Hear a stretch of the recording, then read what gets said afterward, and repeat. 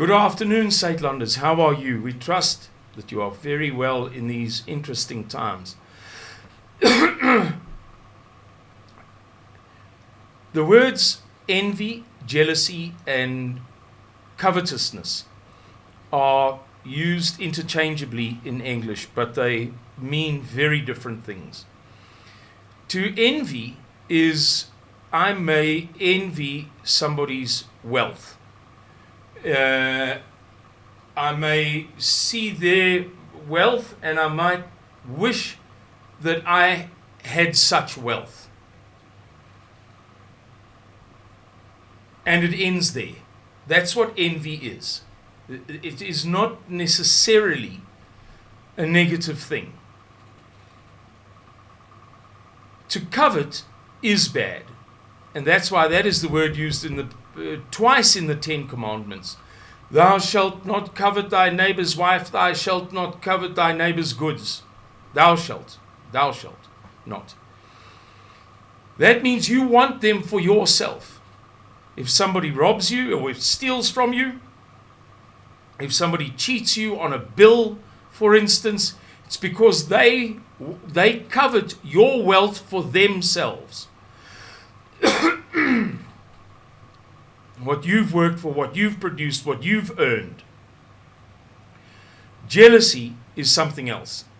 Jealousy is when the other person believes that that is owed to them.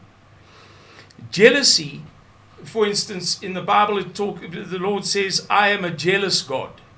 What that means is, what belongs to me belongs to me. I am jealous of what is mine.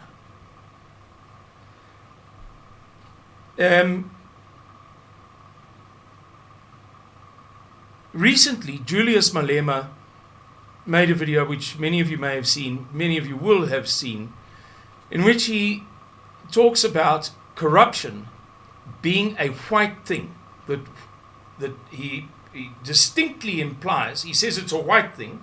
That's absolutely explicit. There's no doubt about that it's a white thing. He says that repeatedly.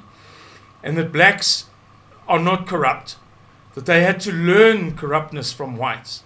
And that the reason why South African politicians are being corrupted or are corrupt is because they have been taught corruption by whites, because it's whites who are corrupt. So, in other words, racially, genetically, in our DNA, according to him, whites are corrupt and blacks are not in and of themselves or spontaneously corrupt. It's not something they know. Likewise, there is a concept to which many black people will freely admit, if you have a good enough relationship, that blacks recognize as a black thing, and that is jealousy. The idea that you succeeded and you should not have, I should have.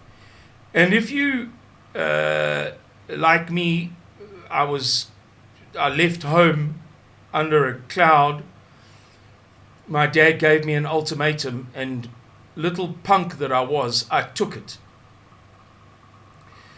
And so I left home and I lived in a black migrant labor hostel, a single working men's hostel called Dalton Hostel, opposite Delbridge train station,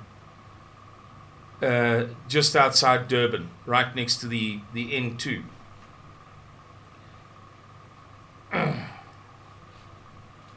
And if, like you later learned to speak some indigenous language, and if you worked, as I did, as a laborer, amongst blacks, I was the only white guy of that low category in a certain very big company.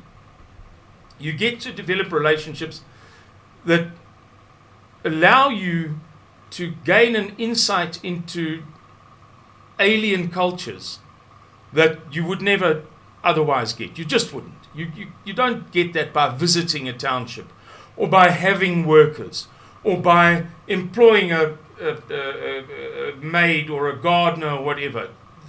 Trust me. But you can really learn a lot about other people if you are really on their level, on their terms, living in their labor hostel, working at their level on the shop floor. And this is a concept that is acknowledged once you know people well enough. They're not shy to admit it. Gee, Vusi, why did that guy do... Was go to jailhouse, Simon. Was go to jailhouse. Simon. That one was go to jailhouse. Why did that... I read this report here, this story. Why do you think this person did this? Simon, that is a jailhouse, that one. You don't know. Hey, Simon, that is a jailhouse. It is a well-acknowledged thing among blacks. Jealousy. And it's widely written about. I traveled almost solidly for 2 years through Africa when I was 22 and 23 years old, a little bit into when I was 24. And since those constant 2 years, I've made trips to Ethiopia, Nigeria, Congo, Uganda, Kenya, and so on. Man, at least 75. I've been to Nigeria, to give you some idea, 23 times. I've been to Kenya 10 times. And you can read about jealousy in the local newspapers. You know, if you're bored and you want to learn something about the culture, the custom, the country, the people, so that you can integrate a little bit more easily and not be such an artificial white boy coming to make business on a totally different level, then, you know, it's a good way to do it. Jealousy is a well-acknowledged black African thing through the length and the breadth, acknowledged through the length and the breadth of black Africa. And let me tell you, what the Afrikaners are doing now is going to inspire a level of jealousy like we have not seen in South Africa. The Afrikaners are making the ANC look far beyond fools, like bumbling buffoons. A buffoon is a fool, an idiot, who is also a cartoon.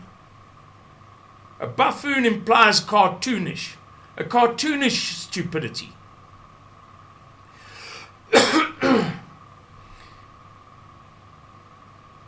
We know,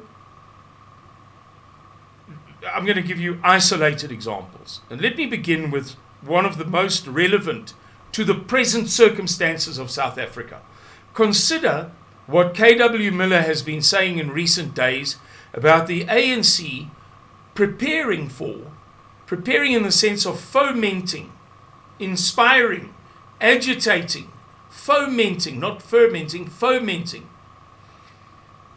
fomenting civil war, nationwide anarchy. All of a sardine, as my dad would say. Suidlanders looks like, you know what I mean? The one organization, the one and only organization in South Africa, which, under Mr. Miller, as our founder and leader, has for 20 years been alone in saying this thing is going to end in civil war. If you would prefer to use another word, nationwide anarchy, or another phrase.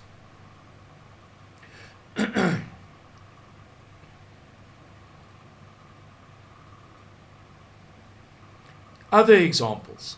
What Solidariteit has done with Soltec. What the Oranje beweging has done with Orania. What, excuse me, I beg your pardon. Is it AfriForum? Or I believe it's AfriForum, excuse my ignorance. What they have done with the independent prosecutorial authority that they set up in almost positive 2017.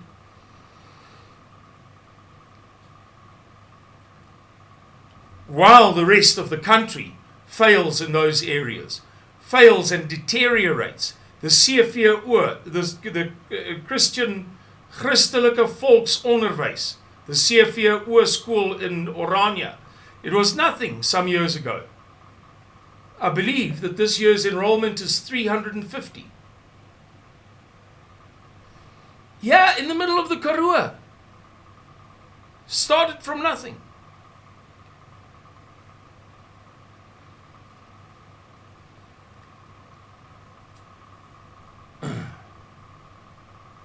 The 3 university campuses, I don't know precisely how they're all linked together, but between the one in Orania and the 2 in Pretoria, there is some, greater or lesser connection. More or less direct connection. More or less under one umbrella, playing for the same team. While the universities go to pot,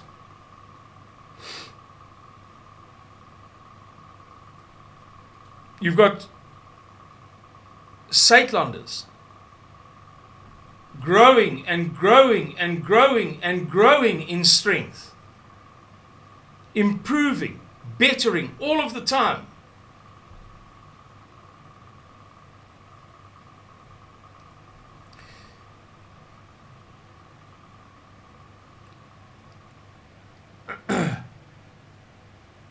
Now we hear that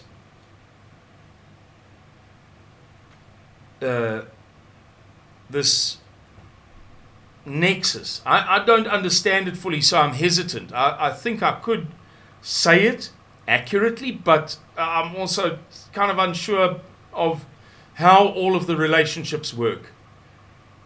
But there is this pebble bed modular reactor. Let's see who claims.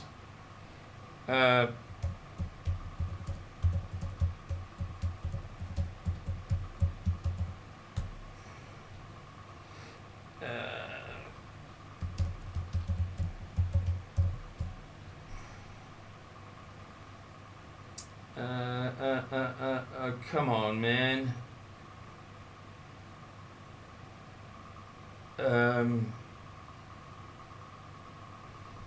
Sorry, guys. I want to do this. Okay. So it's a AfriForum initiative. And that seems to be cut and dried. I've seen the interviews with Cully Creel, but I somehow had the idea that there was some Solidariteit participation. Excuse my ignorance. Most of my research and other work, the many hours that I do daily, is devoted to external stuff. And I don't always know South African politics as well as I should. And even less so, white politics, because I have a great deal of familiarity over many years with the ANC because I did so much work for them, being a specialist in my field, and they are the biggest client in my former field in South Africa. So just as if I was one of South Africa's leading road builders, I would be building roads for who? Either national government or provincial government. It's as simple as that. So, okay. So it's AfriForum, not AfriForum and Solidariteit. Want to erect a pebble bed modular reactor. Let me tell you, as somebody who knows what he's talking about. I'm not the great expert in everything. I don't speak Sizulu like Louis Hutton talks isiXhosa 100% impeccably. 100% impeccably. Louis has on many occasions posed as a Xhosa over the telephone and not been caught. It is unbelievable. Not being caught by other Xhosa, speaking Xhosa is Xhosa. But I am familiar with this. The jealousy, now we come to the point of this video. The jealousy that this is going to inspire, guys, is beyond your imagination. Just give me a second to reach over and take a sip of something. Oh, excuse me. This is going to inspire a level of jealousy and bitterness among the EFF, ANC, the PAC types, the Pan-Africanists, the Azapo types, the bitter, the resentful, like very few things ever have. Today, I held a conversation with somebody, and we added 2 plus 2 to get 4. That person had 2. 2 came out in the media in recent days and over recent weeks and months and years. And I provided the plus sign. And I know that a number of people are going to go to bed tonight with their minds boggled by what we discussed this afternoon. I'm not at liberty to divulge everything, but I'm simply not at liberty. But let it suffice to say that there are elements and aspects to this that are 10 steps ahead of the media.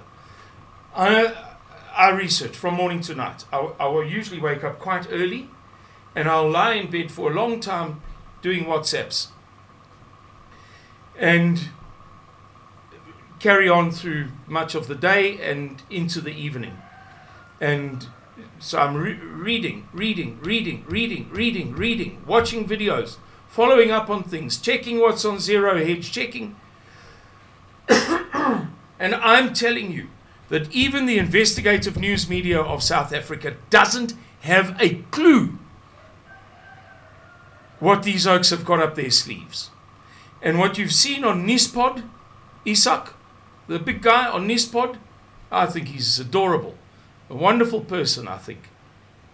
And in other interviews with Kali Kriel, I assure you, he is not giving much away.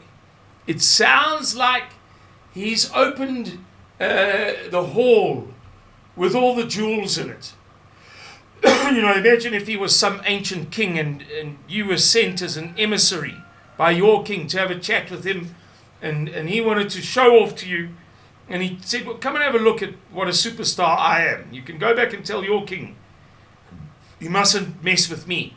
And you opened the double doors.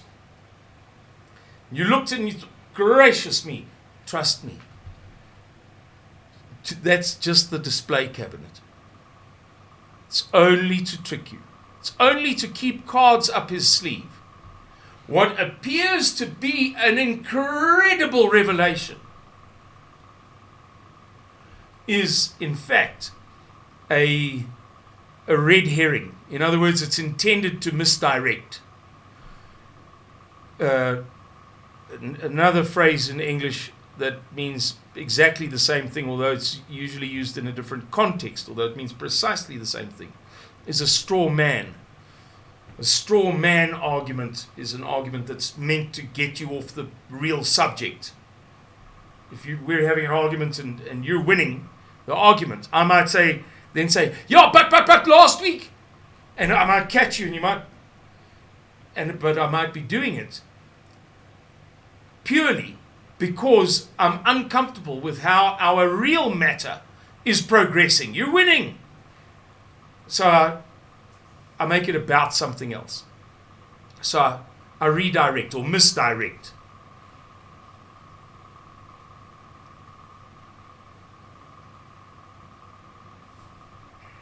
Guys, this is much bigger than you know. And I'm not suggesting the pebble bed modular reactor is ever going to happen. I'm not suggesting that if it does happen, that it's going to happen soon. On the contrary. But I'm telling you, because I know the information that I have is, I have verified it visually. And if you take what they've said and the other information and a secret to which we became privy, and the secret again was proven. The ANC is going to go berserk when these oaks get something right that the ANC has only ever mucked up from day one, and they're going to get it right spectacularly. I'm not saying they're going to generate 44,000 megawatt, which is roughly the installed capacity of Eskom. 47,000 megawatt if you include every single last thing, and every single last thing is operating in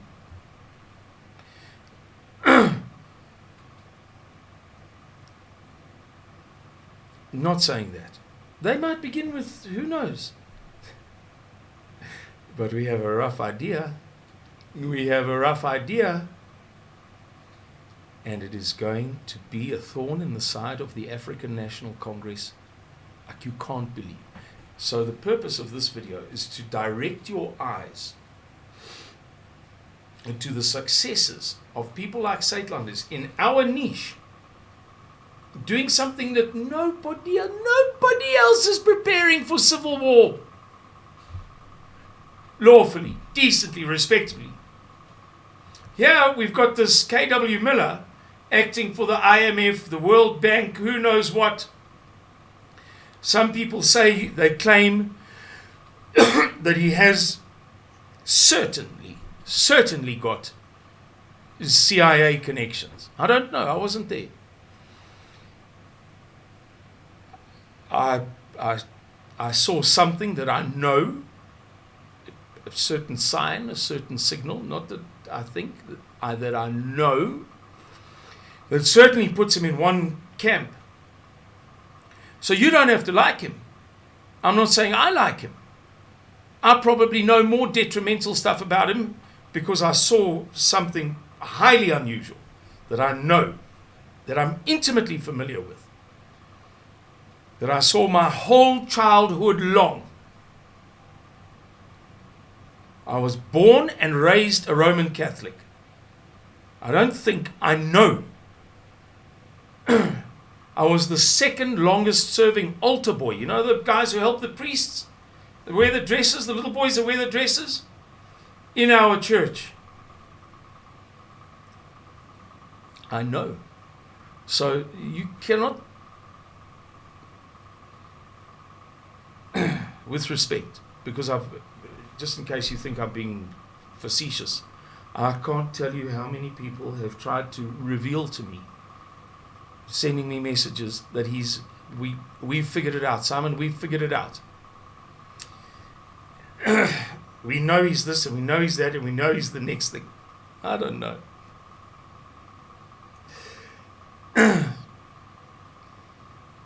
So I'm not telling you that K.W. Miller is the good guy. What I'm saying to you is he's acting for exceedingly powerful interests.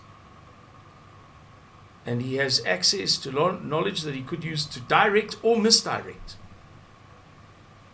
People say, he said this, therefore it must be true. No.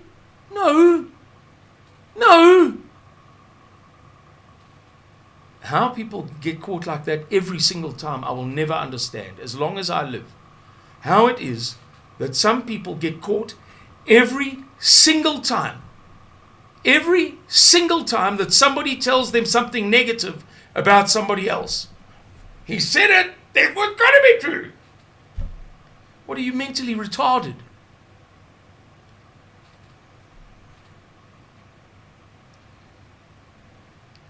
He could be telling the truth, or he could be lying.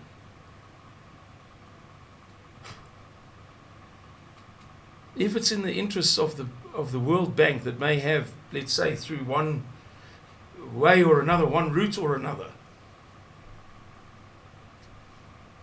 100 billion rand at risk in South Africa, you'd put all your agents onto it. I'm not saying he works for the IMF. I'm saying, look, let's put it this way. You take a 36,000 rand bank loan from your bank. You missed 2 installments. They make out like you came in with a gun and you stole 300,000. So imagine if it actually was 300,000 or 3 million or 30 million or 300 million or 3 billion. How much more seriously would your bank take that? Think about it. They would do whatever it took. That's, murder, kidnapping, disappearances, wrecking people's businesses, wiping them out completely. That's how it goes. You think there are not people in this country attempting by hook or by crook, by all means possible, by means both fair and foul, to protect the interests of those who have lent money to Eskom and others? Not only those who've directly lent, but those who through some other thing are affected, are influenced, are impacted.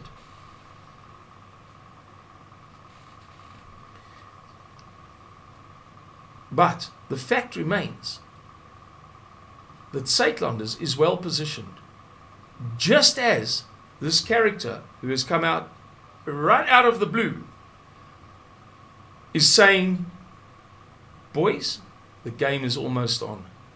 They are creating, they are generating, they are building towards a civil war.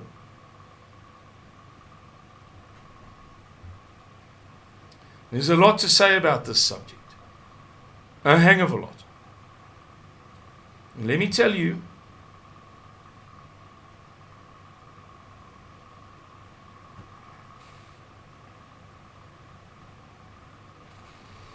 all of a sudden, there is one racial, cultural, ethnic group if you like, in South Africa that appears to be the only ethnic group in South Africa that has, number one, been reading tea leaves, that was able to read the writing on the wall, and number two, did something about it. And that is going to drive these people berserk with jealousy. Mark my words. They are going to hate with a passion the fact that the Afrikaners are securing their futures in ways that they, for 30 years, simply couldn't begin to do. In fact, they just messed it up every time. And here go these others, preparing for the worst kind of crisis, preparing to provide brilliant education forever and ever, preparing to generate power by nuclear bombs for 1,000 years.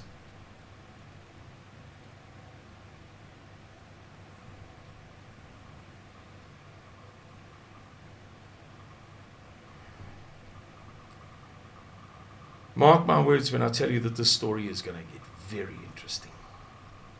Thank you very much for watching this video. I'm sorry that I couldn't share as much information as you would doubtless have liked. It's not nice when you only get told 3/4 of a story, but don't worry, it's coming. Guys, God bless all of you for the interesting times that lie ahead of us. Bye-bye.